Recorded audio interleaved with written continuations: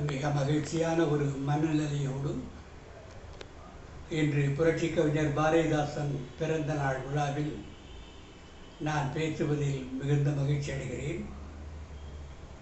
அமெரிக்காவில் உள்ள டெலாவர் புரட்சி கவிஞர் பாரதிதாசன் தமிழ் மன்றம் ஏற்பாடு செய்திருக்கிற இவ்விழாவை நான் பெரிதும் மனமகிழ்ந்து வாழ்த்துகிறேன். உள்ளத்தில் மகிழ்ச்சி ஒளிவிட்டு விளங்குவதற்கு சிறப்பான காரணம் புரட்சி கவிஞர் பாரதிதாசனுடைய பிறந்த நாளை ஏப்ரல் 29 பிறந்தார். அந்த பிறந்த நாளையும் அது உள்ளடங்கலாக ஒரு வாரத்தையும் புரட்சி கவிஞர் விழாவாக கொண்டாட தமிழக அரசு ஆணையிட்டிருக்கிறது. ஒரு கவிஞருக்கு 7 நாட்கள் விழா என்பது இதுதான் முதல் முறை என்று நான் நினைக்கிறேன். தமிழகத்தை பொறுத்தவரையிலும் இதற்கு முன்பு யாருக்கும் 7 நாட்கள் விழாக்கள் நடத்துவதாக அரசே அறிவித்து அதற்கு முன் வந்திருப்பதை காண முடியவில்லை. அந்த வகையில் தமிழக அரசினுடைய முதல்வரை நான் முதலில் பாராட்டி வாழ்த்துகிறேன். அவருக்கு துணை நின்ற தமிழ் வளர்ச்சி துறைக்கும் என்னுடைய வாழ்த்துக்கள் உரியனவாகின்றன. டெலாவரில் உள்ள தமிழ்ச்சங்கத்தில் நடைபெறுகிற இந்த விழாவில் நான் இதற்கு முன்பு பலமுறை பங்கு கொண்டிருந்த போதிலும் இது ஒரு சிறப்பான தருணம் என்று நான் கருதுகிறேன். அமெரிக்காவை பொறுத்தவரையிலும் பாரதிதாசனுக்கான மன்றமே முதலாக டெலாவரில் தான் தோற்றுவிக்கப்பட்டது. திரு துரைக்கண்ணு அவர்கள் முன்னெடுப்பில் மிக சிறந்த நிகழ்ச்சிகளை தொடர்ந்து நடத்தி வருகிறார்கள். அங்கே தமிழ் ஆர்வலர்கள், தமிழ் பற்றாளர்கள், தமிழ் போராளிகள் நிரம்ப பேர் உண்டு என்பதை நான் அறிந்து நெஞ்சம் மகிழ்ந்திருக்கிறேன், பாராட்டியிருக்கிறேன். பாரதிதாசன் மன்றத்தை நான் நினைத்திருக்கிற போது பாரதிதாசனுக்கும் அமெரிக்காவுக்கும் நேரடியான எந்த தொடர்பும் இல்லை. ஆனால் 1951 பேரறிஞர் அண்ணா அவர்கள் பாரதிதாசனுடைய 60வது பிறந்த நாள் விழா ஒட்டி எழுதிய ஒரு நூலில் அல்லது பேசிய பேச்சில் வெளிப்பட்ட ஒன்று அமெரிக்காவில் ஒரு பாரதிதாசன் என்ற தலைப்பிலான பேச்சு. அந்த பேச்சை தொகுத்து வெளியிட்டிருக்கிறார்கள். அதே சமயத்தில் நாவலர் பதிப்பகம்தான் அதை வெளியிட்டது. நாவலர் பதிப்பகத்தினுடைய 3 பேச்சுகளின் தொகுப்பாக பேரறிஞர் அண்ணாவின் பேச்சும், நாவலர் நெடுஞ்செழியன் பேச்சும், பேராசிரியர் அன்பழகனார் பேச்சும் இடம்பெற்ற ஒரு தொகுப்பு உண்டு. அதில் பேரறிஞர் அண்ணா அவர்கள் பேசுகிற போது நாம் எதற்கெடுத்தாலும் மேல் நாட்டவர்களை மையமாக வைத்து நம் நாட்டவரை புகழ்வது வழக்கம். நம் நாட்டு ஐன்ஸ்டீன் என்று சொல்லுவோம், நம் நாட்டு நியூட்டன் என்று சொல்வோம், நம் நாட்டு ஷேக்ஸ்பியர் என்று சொல்லுவோம். ஆனால் அண்ணா அவர்கள் இதற்கு மறுதலையாக பாரதிதாசன் ஒப்பற்றவர், அவரை போல் பாடுகிறவர் ஒருவர் அமெரிக்காவிலும் இருக்கிறார் என்று சொல்வது போல அமெரிக்காவில் ஒரு பாரதிதாசன் என்று விட்மனை பாராட்டியிருக்கிறார். விட்மனுக்கும் அவருக்கும் நிரம்ப ஒற்றுமைகளும் உண்டு. பழமைகளை வெறுத்தவர்கள், தடைகளை தாண்டியவர்கள், முட்டுக்களை அறுத்து தள்ளியவர்கள் என்றெல்லாம் ஒருமையாக பொதுத்தன்மையில் பார்ப்பதற்கு நிறைய வாய்ப்புகள் உண்டு. அந்த வகையில் நான் பாரதிதாசன் நினைக்கிற போது விமானம் ஏறாத பாரதிதாசன், வெளிநாட்டுக்கு சென்றிராத பாரதிதாசன், பெயரில் ஒரு பேச்சை பார்க்கிற போது அமெரிக்காவில் பாரதிதாசன் என்ற தலைப்பே என்னை வெகுவாக கவர்ந்தது. அமெரிக்காவிலே பாரதிதாசன் பெயரில் இப்பொழுது பணிகள் தொடர்ந்து நடைபெறுவதை பார்த்து நான் மகிழ்ச்சி அடைகிறேன். அமெரிக்காவினுடைய பெரும் அறிஞராகிய இன்று வாழ்ந்து வருகிற நோம் சாம்ஸ்கி என்பவர், இப்பொழுது அவருக்கு வயது 96. 2 ஆண்டுகளுக்கு முன்பு ஒரு பல்கலைக்கழகத்தில் பேருரை ஆற்றுவதற்காக சென்றவர் உடல்நலம் கெட்டு திரும்பி வந்து இப்பொழுது தேர்ந்து வருகிறார். அவர்தான் தமிழை பற்றி நன்றாக அறிந்து முதலிலே எழுதினார். அவர் உலகத்தினுடைய சிறந்த மொழி நூலறிஞர், சமூகவியலாளர், மக்களுடைய நடத்தை முறைகளை எல்லாம் உளவியல் போக்கிலே ஆராய்ந்தவர். அவரும் தமிழை பற்றி பேசுகிற போது உலகத்திலேயே 2000 ஆண்டுகளுக்கு முன்பட்ட வாழ்க்கையை உடையதாக இருக்கிற மொழிகள் என்றால் 2 மொழிகளை சொல்லலாம்.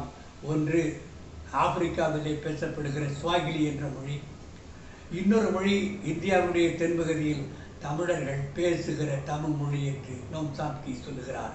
இவரும் அமெரிக்க பேரறிஞர், நோபல் பரிசுக்கு தகுதியானவர் என்று பலமுறை பரிந்துரைக்கப்பட்டவர். அதை நினைத்த வண்ணம் நான் பேசுகிறேன். அமெரிக்க மண்ணில் பாரதிதாசன் மன்றம் தோன்றுவதற்கு முன்பாகவே அங்கு தோன்றிய ஒருத்தரை பாரதிதாசன் என்று அழைத்தது தமிழகம் என்று எண்ணுகிற போது நமக்கு வியப்பாக இருக்கிறது. இன்னொன்று சொல்ல வேண்டும். தமிழக அரசு பிறப்பித்து அந்த விழா அறிக்கையை ஒட்டி கவியரங்கம், பேச்சரங்கம், கட்டுரை அரங்கம் என்றெல்லாம் பலவற்றை நடத்துகிறார்கள். இப்படிப்பட்ட விழாவை பார்க்கிற போதே பாரதிதாசனுக்குள்ள தனிச்சிறப்பு நமக்கு விளங்குகிறது.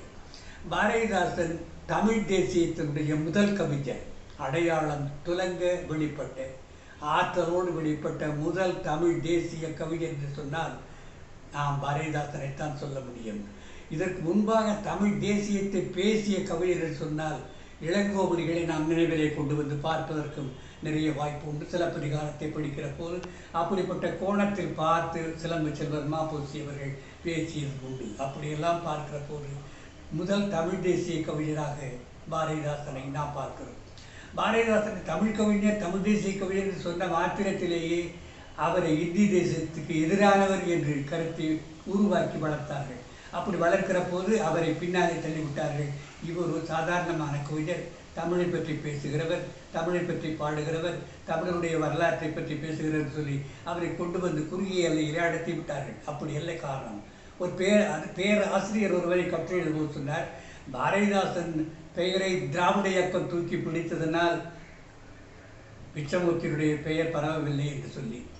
நான் பிச்சமூர்த்தி சிறந்த கவிஞர் என்று நமக்கு வேறுபாடில்லை, ஆனால் திராவிட இயக்கம் தூக்கி பிடித்ததால் அவர் பெயர் விளம்பரமாகவில்லை என்ற கருத்தை நாம் ஒப்புக்கொள்வதற்கில்லை. என்ன சொல்ல போனால் பாரதிதாசனுக்கு அவர் சார்பே பல இடங்களில் அவருக்கு தடையாக இருந்திருக்கின்றது என்பதை நாம் சொல்ல வேண்டும். அப்போ திராவிட இயக்கத்தை சார்பு என்பதனாலேயே புறந்தண்டியவர்கள் உண்டு. அவரை பற்றி விமர்சனம் செய்த பல பேர் பாரதி வழியிலே முதல்ல தொடங்கினது போலவே பாரதிதாசன் போயிருந்தால் இவர் இன்னும் புகழ் பெற்றிருப்பார் என்று சொல்லி விமர்சனம் செய்கிறவர்கள் உண்டு. ஆனால் பாரதிதாசன் தனக்கென ஒரு கொள்கையை வகுத்து கொண்டு தந்தை பெரியார் வழியிலான தமிழ் தேசியத்தை முற்படுத்தி பேசினார். அதனால் தான் அவருக்கு தனிச்சிறப்பு ஏற்பட்டது. தமிழ் தேசியத்துக்கு முதல் கவிஞர் என்று சொல்லக்கூடியவர் அவர்தான். இன்னும் எப்படியானால் இந்திய தேசியத்துக்கு எதிரானவரா என்றால் சீன படையெடுப்பு நடந்த போது பம்பாயிலே அஜ்மனே தாராகி என்ற இடத்தில் நடைபெற்ற ஒரு கவியரங்கத்தில் கலந்து கொள்வதற்காக இவரை அழைத்திருந்தார்கள். இவர் சென்றிருந்தார். அப்பொழுது ஒரு கவிதை படித்தார். இந்திய மொழி கவிஞர்களெல்லாம் கலந்து கொண்ட ஒரு பெரிய கவியரங்கம் அது அஜ்மனே தாராகியில். அதில் தமிழ் சார்பில் சென்று கலந்து கொண்ட மாபெரும் கவிஞர், புரட்சி கவிஞர் பாரதிதாசன் ஒரு வார காலம் போல அங்கு தங்கியிருந்தார். அப்பொழுது கவியரங்கத்திலே ஒரு வரி பாடினார். அப்பொழுது அவர் தன்னுடைய எண்ணத்தை விரிவாக்கி கொண்டு இந்தியாவை காப்பாற்றுவது நமக்கு தேவை, இந்தியா வாழ்வதும் நமக்கு தேவை, இந்தியாவுடைய நன்மை நமக்கு தேவை என்று கருதி ஒரு கவிதையில் எழுதினார். அந்த கவிதை இந்திய தேசியத்தை உள்வாங்கி கொண்டு எழுதப்பட்ட கவிதை. அது சொல்லுவார், இமயச்சாரலில் ஒருவன் இருமினான், குமரி வாழ்வோன் மருந்து கொண்டு ஓடினான். இமயச்சாரலில் ஒருத்தன் இரும்பினான், குமரி வாழ்வோன் மருந்து கொண்டு ஓடினான் என்று சொல்லுகிற நுட்பமானவரை ஏன் சொல்லுகிறான்? அதுக்கு பின்னால் சொல்வார், இதோ சீரன் செந்நீர் கண்ணீராக எடுக்கின்றான் ஓட்டம், ஒருவருக்கு வந்தது அனைவருக்கு என்னும் மனோபாவம் வேண்டிய மட்டும் வளர்ந்தது நாட்டில் என்று பேசுகிற போது பாரதிதாசனுடைய உலக பார்வை நமக்கு தெரிகிறது, உலகளாவிய பார்வை நமக்கு தெரிகிறது. உலகப்பன் பாட்டு என்றே ஒரு பாட்டு எழுதினார். புதியதோ உலக செய்வோம், கெட்ட போரிடும் உலகத்தை வேரோடு சாய்ப்போம் என்று சொல்லுகிற போதும் உலக பார்வையோடு எழுதியிருக்கிறார். அது மட்டுமில்லை, ஜப்பானில் அணுகுண்டு போடப்பட்ட போது அதை குறித்து ஆற்றலோடு ஒரு கவிதை எழுதினார். வியட்நாம் போரை பற்றி கவிதை எழுதினார். வரலாற்றை உலகம் முழுவதும் நடைபெறுகிற சம்பவங்களை உள்வாங்கிக் கொண்ட மாபெரும் கவிஞர் அவர் என்பதை நாம் நினைவுபடுத்திக் கொள்ள வேண்டும். இன்னொன்று சொல்ல வேண்டும், உலகத்தினுடைய தலை சிறந்த கவிதைகளில் ஒருவராக சென்ற நூற்றாண்டில் வாழ்ந்து வரைந்தவர் Pablo Neruda. Pablo Neruda Spain மொழியில், இஸ்பானிய மொழியில் தான் கவிதை எழுதினார். இஸ்பானிய மொழியில் எழுதித்தான் அவர் நோபல் பரிசை பெற்றார். அவருடைய கவிதைகளும் உலகமளாவிய பார்வை உடையது என்பதை நான் இங்கே கொண்டு வந்து பாரதிதாசனோடு ஒப்பிட்டு காட்டுவதற்காக வருகிறேன். எப்படி பாரதிதாசன் இமயச்சாரலில் ஒருவன் இருமினான், குமரி வாழ்வோன் மருந்து கொண்டு ஓடினான் என்று எழுதினார். அதுபோல் லத்தீன் அமெரிக்க நாடுகளில் பட்ட பாடுகளை, அடிமைத்தனத்தில் சிக்குண்டு தவித்த காலத்தில் பாடியவர், அதன் எழுச்சிகளை போராட்டங்களை பாடியவர் பேப்லோ நெருடா. அவர் சொல்வார், உலகம் முழுமையும் ஒன்றுதான் என்று சொல்லுவார். எப்படி உலக பண்பாட்டை பார்க்கிறோமோ அதுபோல அவர் பாட்டு ஒன்று சொல்வார், man is wider than all the sea and the necklace of islands. மனிதன் கடலை விட விருவாரவன், தீவுகளை கழுத்தடி மாலையாக கொண்டிருக்கிற கடல்களை விட மனிதன் விசாலமானவன். Man is wider than all the sea and the necklace of islands என்று பாடுவார். பாரதிதாசன் அப்படியே பாடுவார், உன் வீடு உன் அயல் வீடு இடைகிறதுக்கு சுதர்களை இடித்து தழித்து தகர்த்து வேலே ஏறு உன்னுடன் பிறந்த மானிட பரப்பை எங்கு பார், மானுட சமுத்திரம் நான் என்று கூவு. இங்கே மானுட சமுத்திரம் நான் என்று கூவதைத்தான் நெருடா பாடிய பாட்டு வரிகளில் ஒரு man is wider than all the sea and her necklace of islands என்று வருகிற வரிகளிலே பார்க்கிறோம். இப்படி அவரோடு மிக ஒப்புமையோடு. அது மட்டும் இல்லை, நெருடாவுக்கு ஸ்பானிஷ் மொழியிலே கவிதை எழுதி நோபல் பரிசு வாங்குகிற அளவுக்கு தேர்ச்சி பெற்றெல்லாம் இருந்தார் என்று சொன்னாலும் கூட அவருடைய தாய்மொழி ஸ்பானிஷ் மொழி அல்ல. இங்கு ஒரு கருத்தை நாம் கவனிக்க வேண்டும். அவருடைய பூர்வீக மொழி வேறு. உலகத்தில் பல நாடுகளை படையெடுத்து சென்று மக்களை அடிமைப்படுத்தி வதைத்து ஆசை காட்டி அடிமையாக்கி காலனி ஆதிக்கத்தை பெருக்கிய ஒரு காலகட்டத்தில் ஸ்பெயினுக்கு விழுந்த நாடுகளிலே ஒன்றுதான் சிலே என்பது. சிலேயினுடைய பூர்வீக மொழியை எல்லாம் இழந்து விட்டார்கள். அது ஒரு முறை சம்பவத்தில் எதில் விளக்குகிறார் என்று கேட்டால், நொபல் பரிசு வாங்கிய பிறகு அந்த நொபல் பரிசை வைத்து கொண்டு என்ன செய்யலாம் என்று பேசுகிற போது அவர் சொன்னார், இந்த நொபல் பரிசை வைத்து கொண்டு ஒரு பல்கலைக்கழகத்தில் நிறுவ வேண்டும். நம்முடைய தாய்மொழியான அரவுக்கானியாவிலே தொடக்க கல்வி முதல் எல்லா கல்வியும் தர வேண்டும் என்று சொல்லுகிற போது அவருடைய தாய்மொழி பற்றங்கு விளங்குகிறது. தாய்மொழி பற்று விளங்குவதனால்தான் ஸ்பானிஷ் மொழியில் கவிதை முழுக்க படைத்திருந்தாலும் கூட அந்த மொழி தன்னுடைய தாய்மொழி மீண்டும் தழைத்து எழ வேண்டும் என்று நினைக்கிறார். அந்த விருப்பத்தை நாம் பார்க்கிறோம் அவரிடத்தில். அப்படிப்பட்ட கோணத்திலே பாடியவர் தான் பாரதிதாசனும். நாம் ரெண்டு பேருக்கும் உள்ள தாய்மொழி பற்றையும் நினைத்து பார்க்கிறோம். அதனால் இவற்றை நினைத்து பார்க்கிற போது இவையெல்லாம் த ஹைட்ஸ் ஆஃப் மச்சு பிச்சு என்ற கவிதையில் தான் கவிதைகள் வருகின்றன. இன்னொன்று பாருங்கள், பாரதிதாசன் சொல்லுவது போல நெருடா சொல்கிறார், everywhere the skin of the earth is same. எல்லா இடத்திலும் உலகத்தின் தோல் ஒன்றாகத்தான் இருக்கிறது. பாரதிதாசன் இதே கருத்தை அப்படியே வாங்கி கொண்டு படைத்த பல கவிதைகளை நாம் காண முடியும்.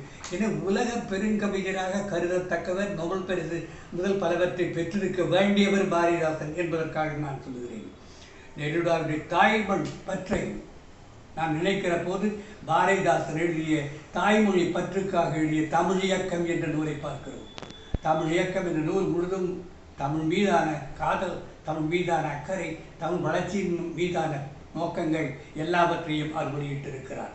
இப்படி பார்க்கிற இழிவு போக்கில் உலக கவிஞராக பார்க்கத்தக்கவர், உலக பார்வை உடையவர், உலகத்தினுடைய இன்று இருக்கிற அமெரிக்காவுடைய முதன்மையான அறிஞரால் பாராட்டப்படக்கூடிய மொழியின் சொந்தக்காரர் என்பதை எல்லாம் குறிப்பிட்டு விட்டு இன்னொன்றை சொல்லுகிறார். உலகத்திலேயே மிகப்பெரிய நாடகாசிரியர்கள் ஒருவராக இருந்தவர் நம்முடைய சார்லி சாப்ளின் அவர்கள். இங்கிலாந்தை சேர்ந்தவர். அவர் ஒரு வகையான நாடகத்தை உருவாக்கினார். அந்த நாடகத்துக்கு உரையாடல், கதை, வசனம் கிடையாது. நம்முடைய படங்கள் கூட ஒரு காலத்தில் ஊமை படங்களாகத்தான் வெளிவந்தன. அந்த ஊமை படங்களை பார்க்கிற வாய்ப்பை நான் கூட பெறவில்லை. ஊமை படங்களாக வெளிவந்திருக்கின்றன. இது சைலண்ட் பிளே, சைலண்ட் டிராமாஸ் என்றே பெயர். இவர் சார்லி சாப்ளின் வசனமே இல்லாமல் உடல் அசைவுகளினாலும் கண் பார்வைகளினாலும் வாய் உதடுகளினுடைய அசைவினாலும் மொழி இல்லாமலேயே ஒரு நாடகத்தை முழுக்க நடத்தி காட்டியிருக்கிறார். அந்த நாடகங்களுக்கெல்லாம் சைலண்ட் பிளேஸ் என்று பெயர். அது தன்னிகரற்றது. அவருடைய தோற்றம், அவர் செய்கிற செயல்கள், அவர் கூட இருக்கிறவர்கள் செயல்கள் எல்லாம் சேர்ந்து ஒரு கதையை கொண்டு வந்து நமக்கு தருகின்றன. சார்லி சாப்ளின் இந்த முறையை பின்பற்றித்தான் பாரதிதாசன் ஒரு நாடகம் எழுதினார். பல பேருக்கு தெரியாது. பாரதிதாசன் அப்படி ஒரு நாடகத்தை தமிழில் முதலாக செய்து காட்டினார். அந்த நாடகத்துக்கு பெயர் அமைதி என்பது. அந்த நாடகத்துக்கு தலைப்பு தந்து விளக்குகிற போது இது ஒரு ஊமை நாடகம் என்று எழுதியிருப்பார். இந்த நாடகத்தை அவர் இருக்கிற காலத்தில் சில சமயத்தில் நடித்திருப்பார்களோ எனக்கு தெரியவில்லை. இந்த நாடகம் மிகச் சிறந்ததாக இருந்ததுனாலே இதை மாணவர் நகரகம் அருணாச்சலம் அவர்கள் புதிய பதிவு கொண்டு வந்தார்கள். அந்த புதிய பதிப்புக்கு நான் தான் முன்னுரை எழுதினேன். முன்னுரை எழுதுகிற போது எழுந்தது சாதாரணமானதல்ல இந்த நாடகம். இந்த நாடகம் அறச்செயலை வெளிப்படுத்தக்கூடிய ஒன்று. தலைப்பு அமைதி என்பது. மிக குறுகிய காலத்தில் நடித்து காட்டக்கூடிய. இதற்கு என்ன பெரிய சிறப்பு என்றால், ஒருவர் கிருஷ்ணன் பஞ்சி என்ற புகழ்பெற்ற சினிமா இரட்டை இயக்குநர்கள் ஆண்டவனுக்கு நேர்காணலுக்கு பதில் ஒரு கேள்விக்கு பதில் சொல்லுகிற போது சொன்னார்கள், உங்கள் வாழ்நாள் விருப்பம் என்ன, வாழ்நாள் கனவு என்ன, எதை நிறைவேற்ற வேண்டும் என்று நீங்கள் நினைக்கிறீர்கள், இறுதியாக வாழ்க்கை முடிவும் என்று கேட்டபோது சொன்னார்கள், பாரதிதாசன் எழுதின அமைதி என்ற நாடகத்தை தகுதி வாய்ந்த ஒரு நடிகர் கிடைத்து அதை வெளியிட்டால், நடித்து காட்சியாக்கி படமாக்கி அனுப்பினால் உலகம் முழுதும் பெரிய சிறப்பு தமிழுக்கு கிடைக்கும், பாரதிதாசனுக்கு கிடைக்கும், தமிழருக்கு கிடைக்கும் என்று கிருஷ்ணன் பஞ்சு சொன்னார்கள். இதை நான் பதிவு செய்திருக்கிறேன். இந்த பதிவு செய்த பிறகு எங்கள் துறையிலே பேராசிரியர் நான் பாண்டுரங்கன் அவரிடத்திலே பேசி கொண்டிருந்த போது சொன்னேன், இப்படி கிருஷ்ணன் பஞ்சு சொல்லியிருக்கிறார் பாரதிதாசனுடைய அமைதி நாடகம் பற்றி, இது இத்தகைய நாடகம் என்று. நான் அதை படித்து பார்த்து சொன்னேன். பார்த்து இப்படி இந்த நாடகத்தை நீங்கள் ஒரு முறை படிக்க வேண்டும் என்று சொன்னேன். அவர் படித்து விட்டு சொன்னார், இது நம்முடைய அப்பொழுது எம்ஜிஆர் அவர்கள் தமிழகத்தின் முதல்வராக வந்து விட்டார்கள். முதல்வர்கிட்ட கொண்டு போய் காட்டி இது எப்படியாகிலும் இது நாடக படமாக்க முடியுமா என்று பார்க்க வேண்டும் என்று எம்ஜிஆர் அவர்களும் அதை கேட்டுவிட்டு மிக சிறப்பாக இருக்கிறது, இதை படமாக்க வேண்டும் என்று நான் கொடுத்த பிரதியை பாண்டுரங்கம்யா மூலமாக அவர் பெற்றுக்கொண்டு பெங்களூர் சென்று அது கதையமைப்பை பற்றியெல்லாம் சிந்தித்து கூட்டம் போட்டு பேசியிருக்கிறார். அப்படி அவர் அதை படமாக்க விரும்புகிற அளவுக்கு இந்த பாரதிதாசனுடைய அமைதி என்பது பெரிய அளவில் கருதப்பட்ட ஒரு கால நிலையில் நான் இருந்திருக்கிறேன், அதை கவனித்திருக்கிறேன், பதிவு செய்திருக்கிறேன். அப்படிப்பட்ட அமைதி நாடகம் மிக தடை சிறந்த ஒரு நாடகமாக இருக்கிறது. இன்று வரையிலும் உலக புகழ் பெற்றவன் சார்லி சாப்ளின். அவன் கண்டறிந்த அந்த நாடக உத்தி அமைதி நாடகம், சைலண்ட் பிளே என்பது கிரேக்கத்திலே பூர்வீகமாக நடத்தப்பட்ட நாடக வகைகளில் இருந்து அதிலிருந்து உருவாகி வந்த ஒன்று தான் அது. எனவே இவற்றையெல்லாம் நாம் கண்டிருப்பது உலகம் முழுதும் சார்லி சாப்ளினை பாராட்டுகிற போது, உலகம் முழுதும் பாப்லோ நெருடாவை பாராட்டுகிற போது, உலகம் முழுதும் பாரதிதாசனை ஏன் பாராட்டக்கூடாது என்று நாம் நினைக்கிறோம். இந்த தருணத்தில் ஒன்றை சொல்லி நான் நினைவு செய்கிறேன். தமிழர்கள் 65 நாடுகளுக்கு மேலான நாடுகளில் வாழ்கிறார்கள். 12 கோடி பேருக்கு மேல் தமிழர்கள் இருக்கிறார்கள், தமிழ் பேசுகிறார்கள். தமிழர்களே அதிகம் வாழக்கூடிய தீவுகள் எல்லாம் இருக்கிற, சீசல்ஸ் இருக்கின்றன, ரீயூனியன் இருக்கின்றன. இவற்றெல்லாம் பார்க்கிற போது தமிழன் உலகம் முழுதும் இன்றும் பரவி இருக்கிற ஒரு இனமாக இருக்கிறார் என்று கருதுகிற போது பாரதிதாசனுடைய பெயரை உலகம் முழுதும் கொண்டு போவது கூட சுலபம் என்று தான் நான் கருதுகிறேன். தமிழர்களே இல்லாத பூமியில் கொண்டு போவது ஒரு வேலை கடினமாக இருக்கலாம். ஆனால் அப்படியும் கொண்டு போக வேண்டும். தமிழர் அல்லாதவரிடத்திலும் அவர்கள் மொழியில் பாரதிதாசனை கொண்டு செலுத்த வேண்டும். அப்படி செலுத்துகிற நாள் வர வேண்டும் என்று நினைக்கிறேன். இந்த நாடகத்தை பார்த்துவிட்டு பல பேரும் என்று சொல்லி இந்த நிலையில் தான் இன்னொன்று சொல்லுகிறேன். கடைசியாக ஒன்று சொல்லி நிறைவு செய்கிறேன். பாரதிதாசனை பற்றி இருட்டடிப்பு தொடர்ந்து இன்று வரையிலும் இருந்து வருவதை பார்க்கிறோம். இது அவருடைய கவிதையுடைய ஆற்றல், வீச்சு, வேகம், கொந்தளிப்பு, குமரல் எல்லாம் பீத்து எரிந்து கொண்டு தன்னை கொண்டு வந்து மக்கள் மத்தியில் நிறுத்தி வச்சு பெற்றது. அந்த காலத்தில் திராவிட இயக்கத்தினுடைய மேடைகளிலே பேரறிஞர் அண்ணா அவர்களும், நவரர் அவர்களும், பேராசிரியர் அன்பழகனார் அவர்களும், கலைஞர் அவர்களும் பாரதிதாசனை தொடாமல் பேச மாட்டார்கள். பாரதிதாசனை தொட்டால்தான் கதை வசனத்துக்கே உயிர் வரும். அப்படியெல்லாம் அவர் பயன்படுகிற வரிகளை, பயன்படுகிற கவிதைகளை வழங்கினார். அப்படிப்பட்டவருக்கு இருட்டடிப்பையும் தொடர்ந்து செய்கிறார்கள். பாரதிதாசனை குறிப்பிடுகிறவர்கள் எல்லாம் பாரதியாரை குறிப்பிடுகிறார்கள்.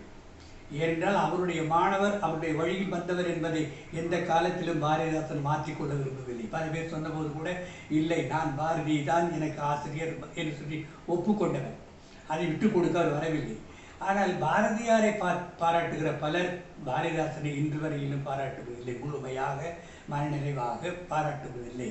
அப்படிப்பட்ட காரணத்தினால் அமெரிக்காவிலே நியூஜெர்சிக்கு பக்கத்தில் உள்ள பிரின்ஸ்டன் பல்கலைக்கழகத்தில் ஒரு கலைக்களஞ்சியம் உருவானதை நான் சொல்ல வேண்டும். 60களிலே வெளிவந்த ஒரு நூல், the encyclopedia of poetry and poetics, கவிதையியல் கலைக்களஞ்சியம் என்பது. அதில் இந்தியன் போயட்ரி என்று ஒரு பகுதி இருக்கிறது. இந்தியன் போய்ட்டில் விரிவாக எல்லாவற்றையும் பற்றி சொல்லுகிற போது தமிழையும் சொல்லுகிறார்கள். தமிழை பற்றி வருகிற போது தமிழில் நவீன கவலாம் புதுக்காலம் என்று போது பாரதியை சொல்லுகிறார்கள், தேசிய விநாயக பிள்ளை சொல்லுகிறார்கள், நாமக்கல் கவிஞரை சொல்லுகிறார்கள், சுரபியை சொல்லுகிறார்கள், தாண்டி விடுகிறார். அந்த இடத்துல இடம்பெற வேண்டிய பாரதிதாசன் இடம்பெறவில்லை.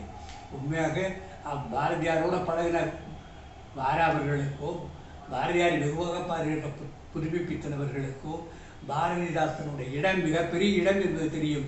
அவர் இடத்தை மறுத்தார்கள், ஒதுக்கினார்கள் என்பவர்களுக்கு தெரியும்.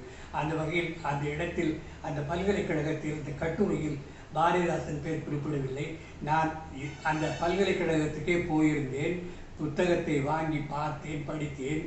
திரும்பவும் அடுத்த நாள் சென்ற இந்த பதிப்பாசிரியரிடத்திலே இந்த குறையை சொல்ல வேண்டும், இது குறிப்பிடத்தக்க ஒரு மறுப்பு அல்லது இருட்டடிப்பு அல்லது ஒவ்வாமை என்ற ஒதுக்கம் என்றெல்லாம் சொல்லி விளக்கி சொல்வதற்காக போகின்ற போது அந்த பதிப்பாசிரியர் வரவில்லை, நான் சொல்லிவிட்டு வந்தேன்.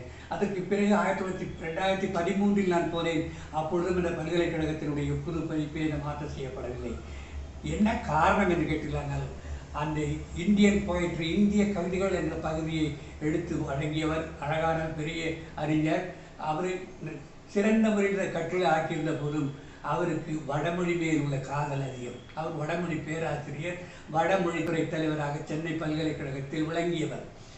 அவர் மனத்திற்கு பாரதிதாசன் ஒரு ஒவ்வாமையை உருவாக்கியிருக்கிறார், ஒவ்வாமைக்கு உட்பட்டு இருக்கிறார் இவர் பாரதிதாசன் மீது. அவருடைய பெயரை நீக்கியிருக்கிறார். இது முழுமையான ஒரு தவறு என்று சொல்லி பாரதிதாசனை பற்றி பேராசிரியர் சோனா கந்தசாமி அவர்கள் எழுதிய பாரதிதாசன் த ரெவல்யூஷனரி பொயட் என்ற ஆங்கில நூலையும் அந்த பிரின்ஸ்டன் பல்கலைக்கழகத்துக்கு அனுப்பினேன். ஆனால் இன்று வரையிலும் எந்த மாறுதலும் ஏற்படவில்லை. இந்த பாரதிதாசனுக்கு பேர் திரும்பவும் மக்கள் மத்தியில் கொண்டு வருகிற அரசு முயற்சி சிறப்பாக தலையெடுத்திருக்கிற இந்த தருணத்தில், டெலாவரிலே பாரதிதாசன் தமிழ்மன்றம் தோன்றி வளர்ந்து வருகிற இத்தருணத்தில் மீண்டும் நினைவுபடுத்துகிறேன். அமெரிக்க வாழ் தமிழர்களும், தமிழகம் வாழ் தமிழர்களும், இந்தியாவில் வாழ்கிற தமிழர்களும், உலகம் முழுமையுள்ள தமிழர்களும் இந்த குறையை நீக்குவதற்கு முன்வர வேண்டும். பாரதிதாசன் பெயர் அந்த கலைக்களஞ்சியத்தில், கவிதைகள் கலைக்களஞ்சியத்தில் மீண்டும் இடம்பெற வேண்டும் என்பதை இந்த விழா நாளினுடைய செய்தியாக நான் சொல்லி இந்த உரையை நிறைவு செய்கிறேன். வணக்கம்.